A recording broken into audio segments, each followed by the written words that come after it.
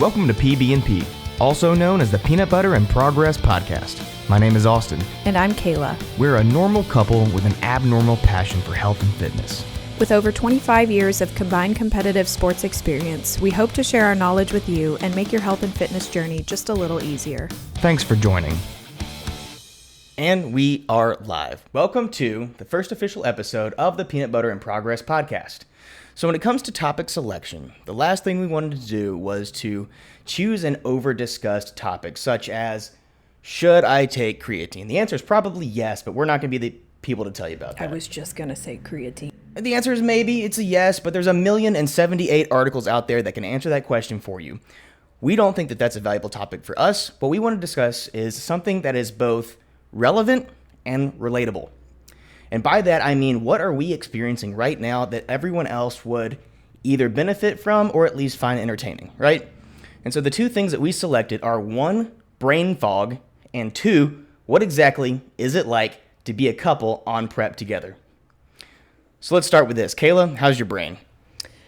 It's not really up to par right now. I am forgetting the names of words for certain things. It's been a little disheartening, but also very hilarious at the same time. So like I said, things just aren't functioning the way that I would hope that they'd function at the moment. So yeah, my brain is a constant disappointment. So essentially what's happening is that when you're on prep, you experience extreme amounts of brain fog. And I think that that's something that everyone can relate to. Anyone's probably experienced brain fog at some point in their daily life, whether it's, post lunch or you're groggy in the morning and you feel like the gears just aren't turning. You feel like the thoughts in your head aren't complete, or maybe the sentences that you're trying to form just aren't coming together the way that you thought that they might. That's brain fog. And that is a very, very, very real thing that you experience when your body is depleted of carbohydrates while you're on prep. So Kayla actually majored in biology, and she also has a master's in public health. She's kind of a science nerd, but I like her for that. Can you help us to understand what exactly is going on? So I have dumbed this down, not for you guys, for me. So brain fog is actually described as confusion, forgetfulness, lack of focus, and lack of mental clarity. For those that compete in bodybuilding, you'll often hear the word prep brain. So you'll hear some bodybuilders refer to their brain fog as prep brain. I have prep brain right now. My prep brain is really bad. I'm going to just do a brief little kind of gloss over of what's actually going on here. Carbs are your brain's source of ATP, and ATP is a source of energy. And short-term hypoglycemia, which is what happens when your insulin levels are dipping between meals, is basically when your brain is not getting its go-go juice. So blood sugar levels have a massive impact on brain function. Eating carbs makes your brain happy, which makes your brain work. And if you're not eating carbs, your brain decides not to work and goes on strike and asks for more pay and more benefits. If you don't compete, which I know a lot of people watching this don't compete, and so you're probably asking yourself, well, is this ever going to happen to me? And it likely will, because there are so many different things that can actually affect your brain function: excessive caffeine, diets, sugar, electronics, lack of sleep, among so many other things. Hydration, that's another great one. And so these disrupt our serotonin, our dopamine, and our cortisol. Multiple different hormones that affect your mood, your performance, the way that your brain actually feels. So now we're going to transition into Austin talking about what brain fog feels like specifically for him, his experience, how he would describe it. So here's the thing. Let me give you some examples of the things that I've been doing around the house lately. I often put condiments in the wrong place. The Old Bay in the fridge. One of my meals is shrimp with a dash of Old Bay on top. It's pretty great. A little avocado, sriracha, good combination. You can also include rice if you have carbs in your diet, but we don't right now. Nope. But I tend to put condiments that should belong in the cabinet in the refrigerator. They also end up in other places that they shouldn't belong. I found myself in the bathroom with sugar-free ketchup in my hands recently. That's just like a couple of examples of like what it's like. You have good intentions. You know exactly what you're trying to do, but you just end up doing the wrong thing. And it can be funny, but it can also be wildly frustrating. So frustrating. What is something you've experienced recently? So for brain fog, for me, I can come in at a little different perspective having Ehlers-Danlos syndrome. So with Ehlers-Danlos syndrome, you have a lot of comorbidities. And one of those comorbidities is dysautonomia. And dysautonomia, to me, feels like you're kind of constantly lightheaded. Your brain just feels like it's moving a little slower. And brain fog is similar to that minus the lightheadedness for me. It just feels like my processing speed is so slow. Someone will ask me a question and there'll kind of be like probably a 10-second delay, and then I answer it. I wish my brain was functioning faster. And I too, like Austin, have just, you walk into a room, and I know people do this all the time, but you walk into a room, you have no idea why you went there. And then 20 minutes later, I'll remember why I went into that room. And I have also put things in very odd spots. I have had the unfortunate displeasure of waking up one morning, not being able to find the milk and realizing that I put it in the pantry. It's just small little things like those.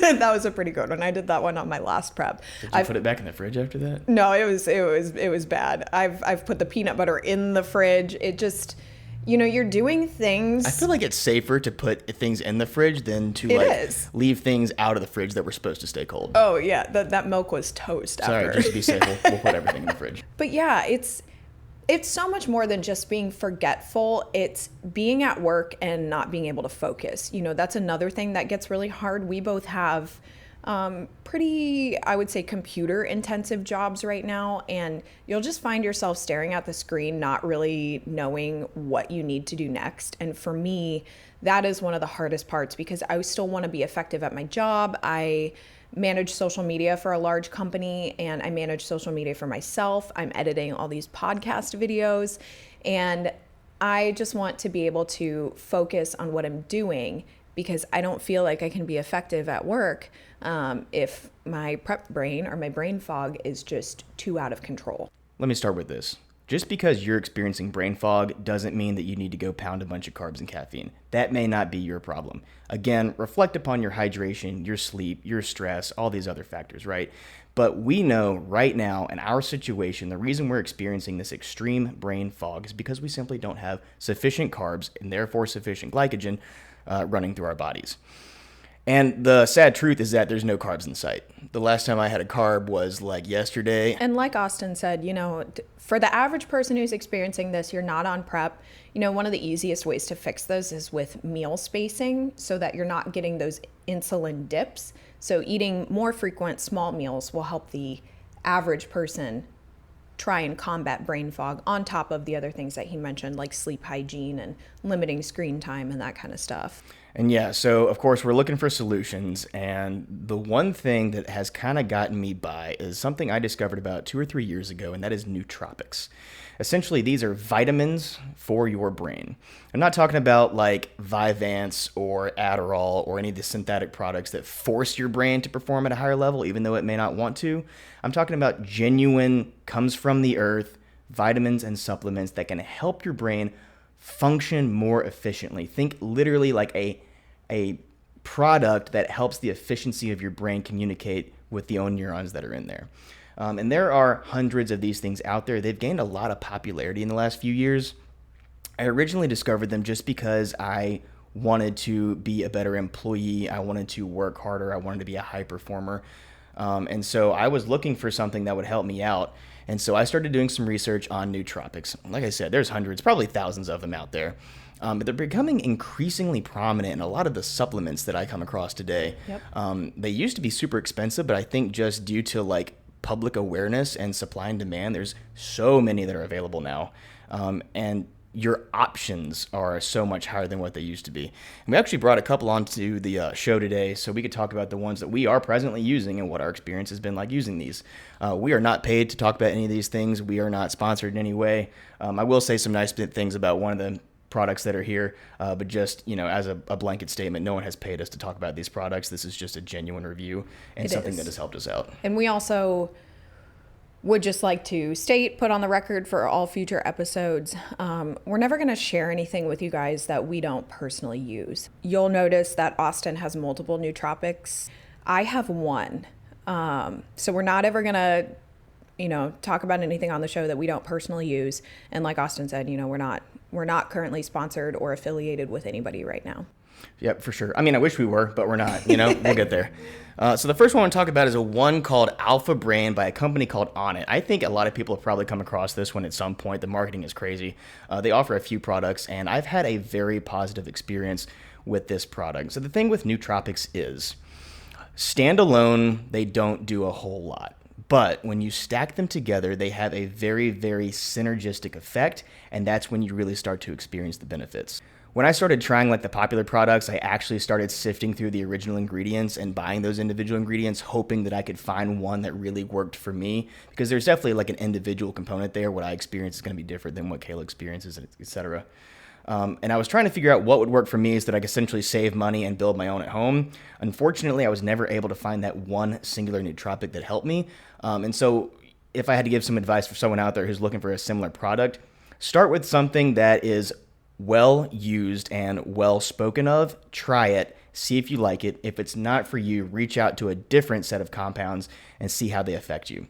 So this Alpha Brain one has 10 or 12 different products in here. A lot of these are quite common, like L-leucine, tyrosine, theanine. This one has alpha GPC. You're going to see that one everywhere. And the thing about this one is, because it's so popular, I feel like you get a lot of bang for your buck with this one.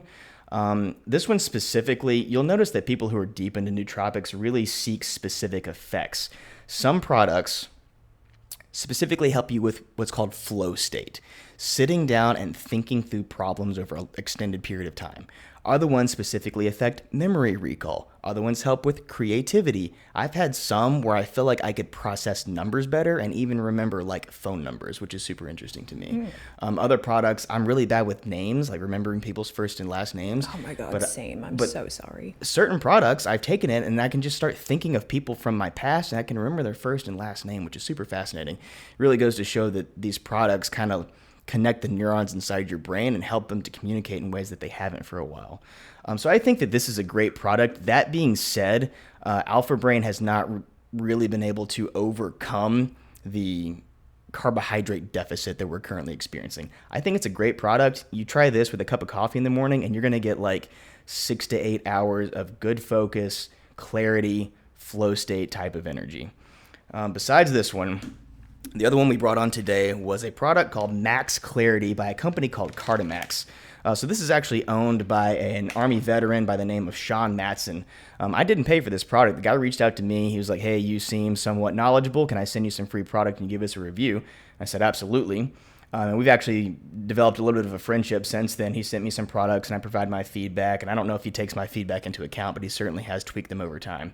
What's super cool about this is that it's not a pill. It's actually these individual packets, and you can take these things anywhere. So the idea is that you rip off the top, you squirt it into a bottle of water or a shaker cup, you shake it up. This one is mixed berry flavor, and then you can sip it throughout the day, and it works. It's amazing. Compared to Alpha Brain, this Max Clarity product is about half the number of ingredients. This one includes alpha GPC again, L-theanine again. This one contains B3, B6, B12, as well as caffeine, and that's a major difference. Alpha Brain did not have caffeine. This one does. I would say if you're looking for 2 to 3 hours of high focus, high energy, this is the product you're going to be looking for, and this one has really helped me most recently with the lack of carbs that are in my system. Caffeine is a game changer. But that being said, we also brought one more product on here. This is a Redcon energy drink. I'm not going to pretend like energy drinks are healthy for you in any way, but I really brought this on as an example because right here at the top it says energy plus nootropics, and guess what? The primary ingredient is alpha GPC. So that's the third time you've seen it in 3 different products. Really shows the prevalence of that product. That's actually one of the few I researched that doesn't occur naturally, like in nature.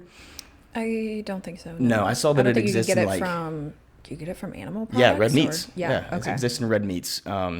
But a lot of the other ones, such as lion's mane, that's a mushroom. That's a phenomenal product. Also, ginkgo biloba. That is an ancient tree that has been around for like 100 million years. That's which is pretty literally what I wrote fascinating. down when I was like, nootropics can be, you Yeah. know, things like Adderall, or they can be, you know, found in nature. And I From wrote trees. parentheses, lion's mane. Yeah, those are two of my favorites, and I love the fact that it literally exists in nature. We can extract it, consume it, and benefit from it. I highly, highly recommend that you reach out to like natural products over the synthetic ones. But those are the three that like I have the most experience with. The Cardimax one is actually the cheapest, which is pretty fascinating. It's like what, $1.25 a Yeah, serving I or have something. these here, so maybe you can pick them up as I say the price. Cardomax is $19.99, $1.33 per serving. That's that guy. Alpha Brain $79.95 Per bottle. Yep, $178 per serving. That's this little guy. And then I do not see Redcon one on here. No, I didn't write that one down. There Okay. should be a third one that I wrote down though. Qualia Mind? Did I Qualia say Mind, that? yeah. So I was going to say, I can't blame that on prep brain. there is one product that we don't have present because I consumed it all about 6 months ago. The best nootropic blend that I have ever consumed, unfortunately, is called Qualia Mind by a company called Neurohacker. It is the best thing that I've ever tried for my brain.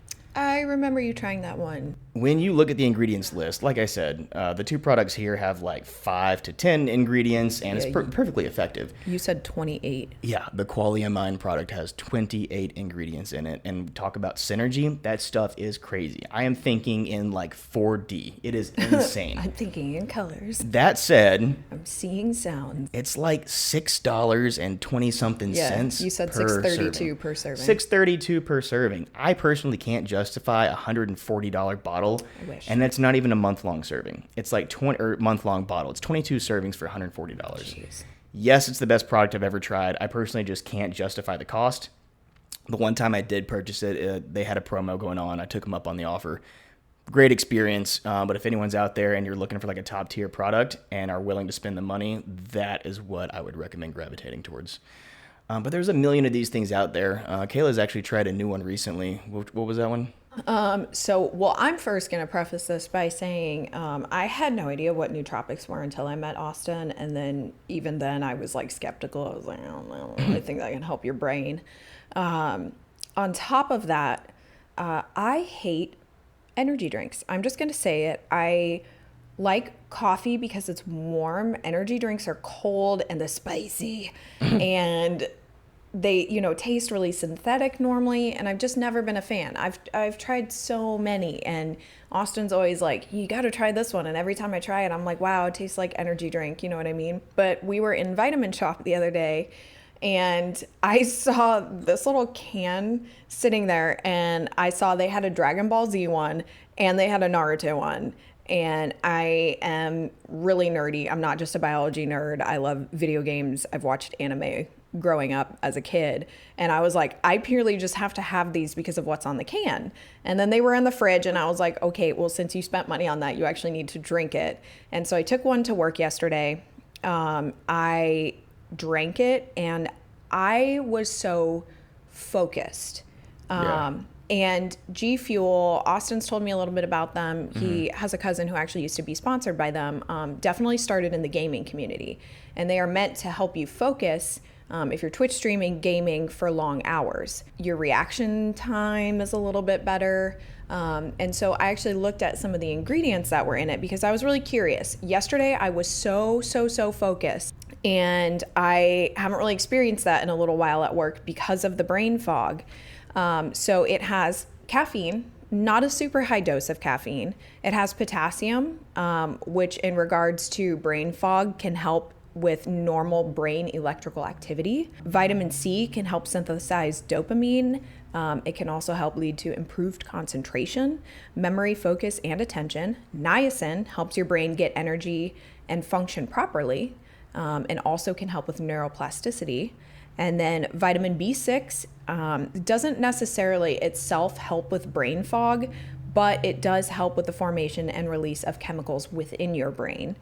Vitamin B12 is important for the brain and the central nervous system and can also help prevent age-related cognitive decline that's associated with Alzheimer's.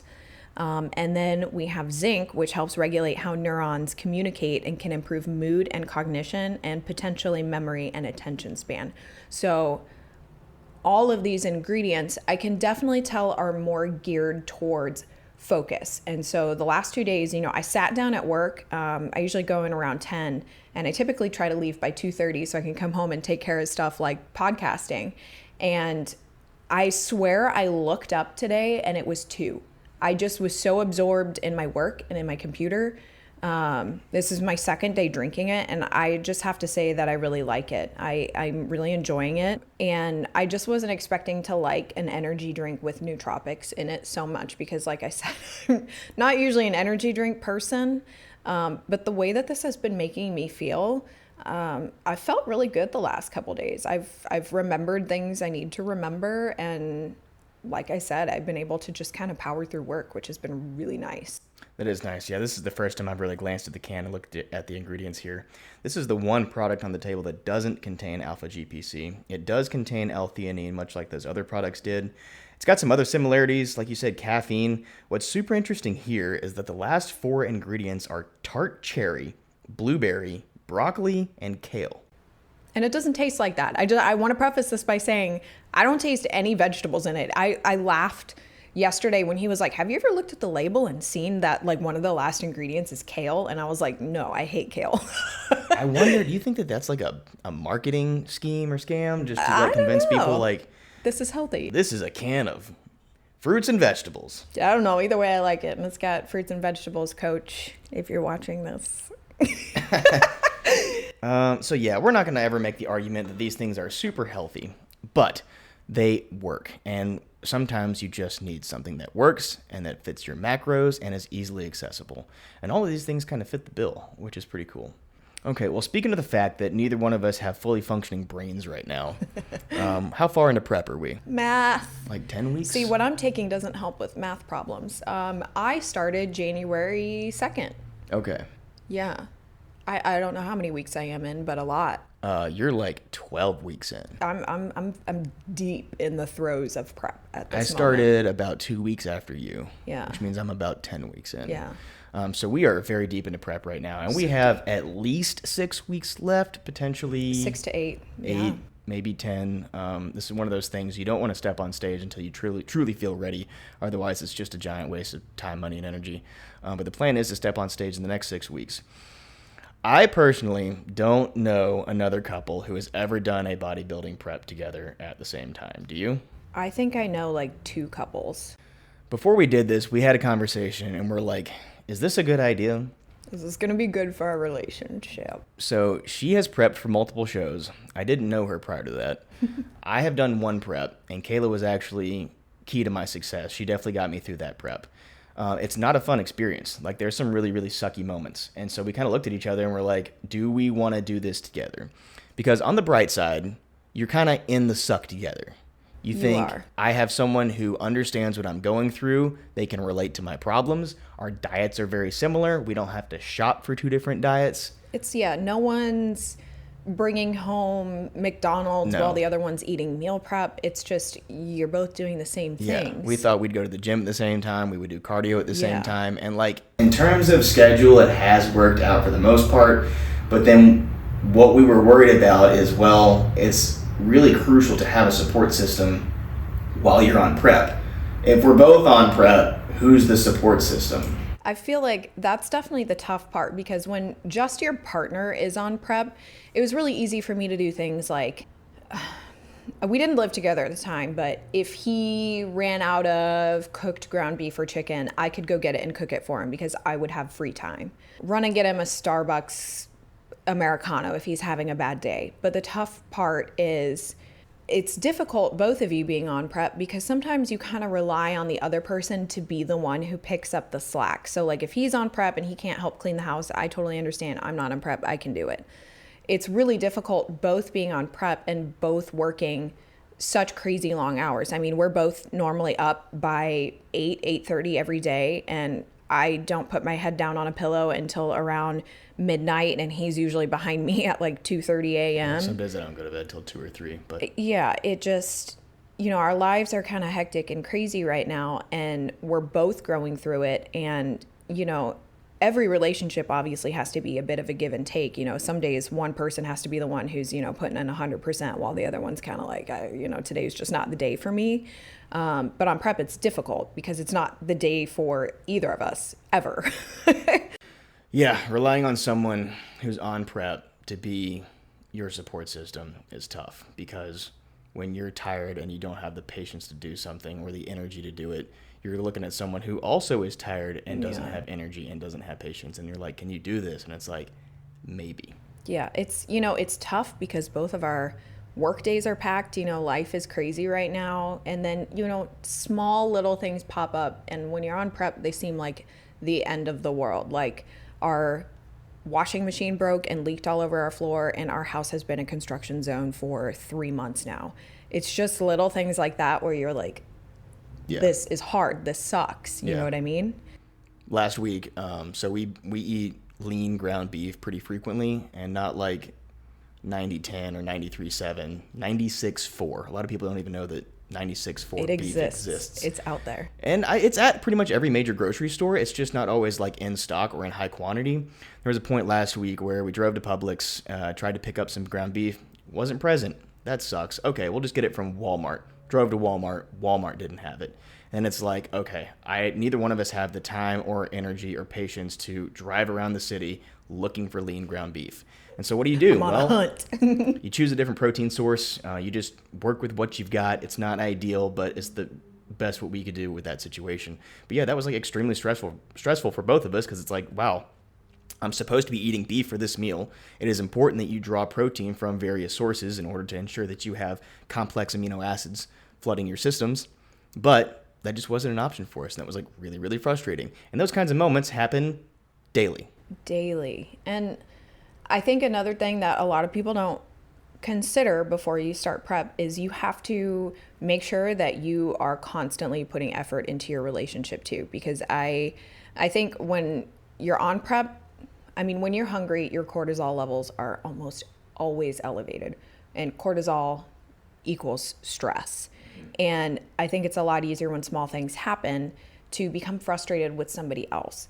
And you have to take the time to like step away. If you've been frustrated with your partner, to apologize and like explain why you became frustrated. Communication is definitely key during prep, because you're going to have moments, just like always, when you get stressed and have to be able to talk things through. But I think another very important thing is when you're on prep, it definitely becomes really hard to remember that you need to actually put in the effort with intimacy, because as your hormones are changing, a lot of those things also change.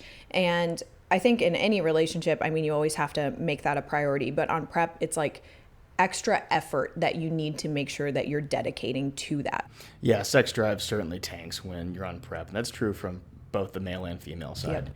And so, it's important to mention that, because if you plan to go on prep, or like your boyfriend or girlfriend or spouse decides that they want to do a bodybuilding prep, just realize that it's not going to be easy. You're going to experience things that you've never experienced before. And just heads up, your sex drive will decrease / be non-existent.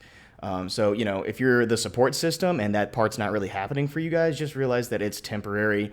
Your partner's really going through like some sucky times. Definitely understand it's not you. Yeah, it'll come back. It's just lack of food, lack of energy. And so your body really prioritizes things. And when you're working out for an hour a day and you're doing massive amounts of cardio and you're not consuming enough nutrients to grow, your body's going to send that to the places where it's most essential. And unfortunately, or / fortunately, that's your muscles.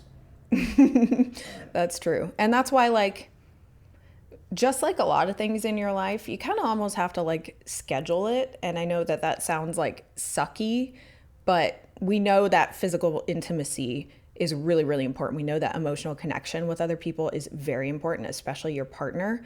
And like Austin said, those things will eventually come back. It's just, on prep, it's kind of one of those things where like you schedule your gym time, you kind of have to also make sure that you schedule time for that, because otherwise it becomes very easy for it to kind of fall on the back burner. You know what I mean? For sure. And by talk things through, I thought it was fun earlier. It's really important you talk things through. How do you like to talk things through, Kayla? So I'm the worst. She doesn't talk things through. I'm good at some things and other things I'm not. When it comes to like very deep-rooted, deep-seated emotional issues, I have unfortunately had the displeasure of being in relationships in the past where anytime I would try to communicate emotions or feelings, things would kind of get flipped on me. And so I just kind of learned in the past, if there's something wrong emotionally, you just be quiet. You just kind of put up your walls and you're done with it. And luckily, Austin is not that way. And so the last 2 years that we've been dating, he's been, doing his best to help me unlearn some of those bad habits. But if something's really hard to talk about, I just write it. I write it in a text message and I send it because I find it easier to write about my feelings sometimes than talk about them. But I also understand that communication is important. And if for any reason I'm ever frustrated with him, I realize I don't want him to think that he's actually the reason I'm frustrated. Really, the issue is like, yesterday I was stressed about work and I found that I got a little frustrated with him. And then I realized, oh my God, I don't want him to think that I'm actually frustrated with him. I mean, that's how I communicate, and I don't think it's the right way, but it's a way of me trying to make sure that I am still expressing what's going on. Yeah, in those moments, I totally recognize what's going on. I think we've been together long enough. I understand what's happening. It's never directed at me. In fact, I don't think we've ever had an actual argument, have we? No, but neither of us are. I'm so quiet and you are outgoing, but you're not the kind of person who would actually like yell at somebody. And I think if I ever yelled at anyone, you guys should like go get your bunkers ready because the end of the world is probably happening. Yeah, neither one of us are super argumentative people, and therefore we've never had an argument with each other, honestly. Even on prep, which is kind of amazing, but there's still plenty of time for that left. Well, yeah. And I think there's a different, we mean like shouting at each other or like actually legitimately arguing with each other. Obviously, we have differences of opinion all the time. And I think that's normal. I think it is so normal to have a relationship and have discussions about things and at the end still not agree. You don't have to agree on everything. You just need to be able to communicate about everything. So yeah, on days where you're frustrated with work, I 100% know it's like never directed at me. And I make no attempt to even like resolve it using words in that moment. I just kind of like write it out and I'm like, yeah, within like 30 minutes, I'm going to get a text message and always at the gym. Always at the gym too. And I'm not responding at the gym. I'm focused there, honestly. But yeah. Well, because it's one of those things, where like, I know he knows what's going on, but I immediately feel guilty. I just have that conscience where I'm the kind of person who 99% of the time always puts everyone else before myself. To me, my relationship comes first and I want to make sure that he's happy all the time. And, sometimes I get overwhelmed. And then those small moments where I get overwhelmed and I feel like I'm being selfish, then I'm immediately like, oh my God, I hope I didn't hurt his feelings. I feel like I need to apologize. I don't want him to think it's his fault. It's who I am as a person. I'm definitely like probably more emotional than he ever realized that I could be. But I also still try to be as rational as I can, and as soon as I'm past that super duper emotional state, I'm like, oh God, I need to apologize. Nah, no worries. But what else you got? Man, I guess what else has been difficult on prep? We're both people who love to travel. I think that is another huge part of prep that kind of changes is you're pretty limited because if you were to travel, I mean, you have to pack a whole day's worth of meals, which for me is 5 and for him is 6. Yeah. If you were to travel, you are training every single day of the week or have cardio of some sort. It's not worth it to me, honestly. Yeah, because we both, I think the last couple of weeks especially, have felt pretty trapped in the house. Obviously, we know the end of prep is in sight, and this is really important for us, and it's been one of our goals for a really long time for each of us to earn our IFBB Pro card.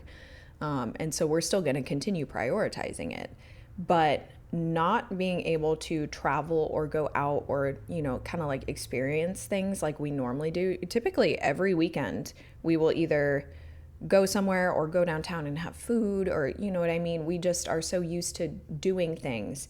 And on prep, it becomes hard. You probably are not going to go home and see your family if you live far away from them. And if you do, you can't eat the same foods that they're eating. You don't really travel. It's just one of those things where like it's a big lifestyle change. It's for a short period of time, but you can't live the same way that you typically live. Yeah, being on prep is very robotic. In order to succeed, you need to do the same things every single day. You hydrate the same, you eat the same meals, you train at the same time, you try to get to sleep at the same time.